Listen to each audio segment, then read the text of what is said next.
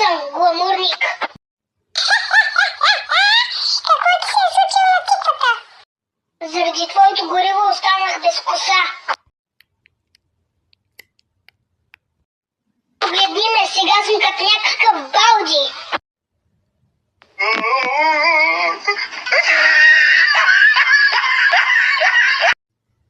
Да, освен това, заради теб Виктор се преместихме в друга квартира, която между другото не е по-зле от другата. Да, за това се наслаждавайте на новия ни дом. Да те насладя с тебе, с няколко шамара. Здравейте, тук е местен полицай. Чакай малко, ти не си ли оня геврик, където ми продаде гориво вместо олио? Как смееш да ме обиждаш този кратък преразказ? Сори, брато. Добре, може ли някой да ми казва какво става тук по дяволите?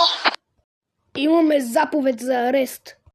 За какво говорите? Не сме извършили никакво престъпление. Да, но някой от вас е. Кой? Ти! Той? Той? Да, той. Защо?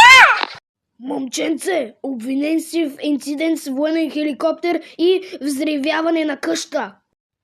Не е престъпление, беше инцидент. Не можете да го задържите. Според закона можем.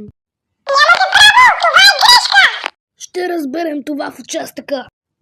Какъв участък? Няма да хода никъде. Затваряй си устата. О, Лики, какво ще правим сега? Не знам.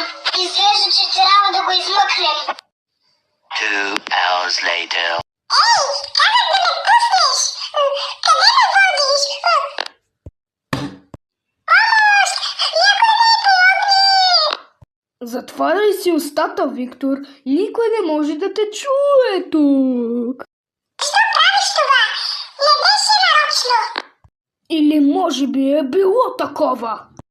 Какво ще правиш след? Ти ще стоиш тук до края на дните си, а аз ще отида в лятна вакансия. Не можеш да го направиш. Според закона мога. Чао, бао!